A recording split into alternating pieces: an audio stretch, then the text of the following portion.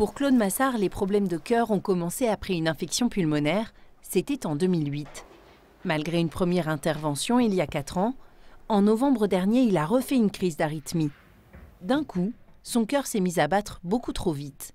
Je me suis allongé et j'ai étouffé. Et je suis resté 2 heures à tousser sans arrêt, sans arrêt. Quand j'ai eu ces épisodes-là, j'ai cru que j'allais mourir. Parce que j'étais tellement... je ne pouvais plus du tout respirer, plus parler. Et pour moi, c'était la fin. Chez Claude, c'est le rythme cardiaque qui pose problème. Afin d'ordonner ses contractions, le cœur génère un message électrique. En temps normal, ce message emprunte un axe bien précis et entraîne des battements réguliers.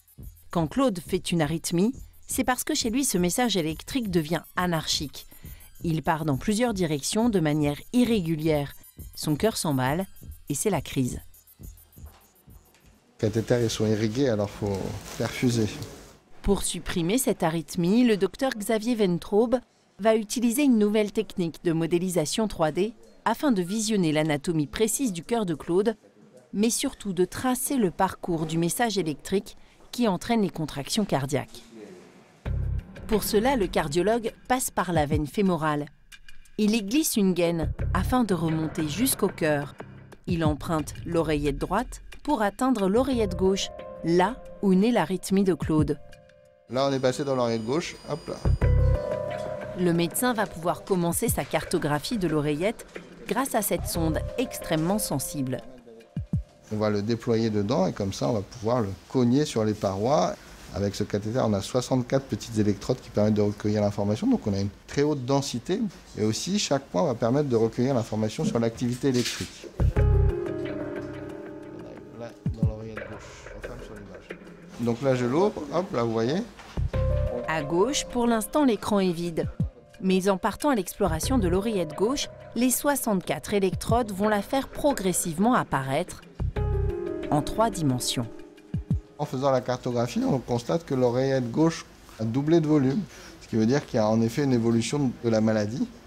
On sait que plus l'oreillette est dilatée, plus il y a de risques de faire d'arythmie. En une trentaine de minutes, il a dressé sa première carte et visualise le circuit électrique cardiaque, ou plutôt le court-circuit général. L'arythmie, elle est dans tous les sens. C'est anarchique. On pensait avoir à faire une arythmie qui était régulière, là, elle est anarchique. Et à chaque instant, le circuit change. Le tissu sain apparaît en rose. Toutes les autres couleurs représentent des zones électriques anormales.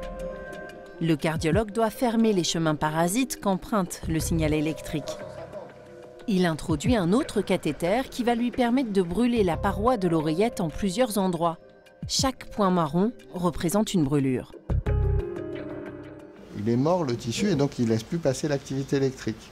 Comme quand vous faites une brûlure, ça n'influe pas sur le fonctionnement cardiaque mécanique. Maintenant, comme on l'a compris, on va traiter l'arythmie, donc ça joue sur le fonctionnement électrique. Chaque tir brûle une petite zone de 3 à 4 mm de diamètre. Le cardiologue en fait une trentaine. Là, on voit un tout petit passage ici, qui persiste en dépit des tirs. Et l'arythmie tourne tout en rond comme ça dans l'oreillette. Donc on va refaire des tirs là pour bloquer cette zone. Malgré les très nombreux tirs, une faille d'à peine 2-3 mm persiste. C'est très fin parce qu'on voit juste les petits passages, je pense qu'on serait passé à côté avec un autre système de cartographie. C'est tellement fin le passage que probablement on ne l'aurait pas vu. Le docteur Xavier Ventrobe doit augmenter la puissance et la chaleur pour venir à bout de ce court-circuit. Mais à 40 watts là pour... Et après plus de 5 heures au bloc opératoire... Donc là, après plusieurs tirs répétés, on a restimulé, refait la carte. Là, on voit que ça ne passe pas à travers. Là. Ça veut dire que là, on a contrôlé l'arythmie, on a bloqué toutes les zones et normalement, il devrait être tranquille. À son réveil, Claude Massard sentira quelques douleurs passagères. Il lui faudra attendre 3 mois pour ressentir les bénéfices de cette intervention, le temps que son cœur cicatrise.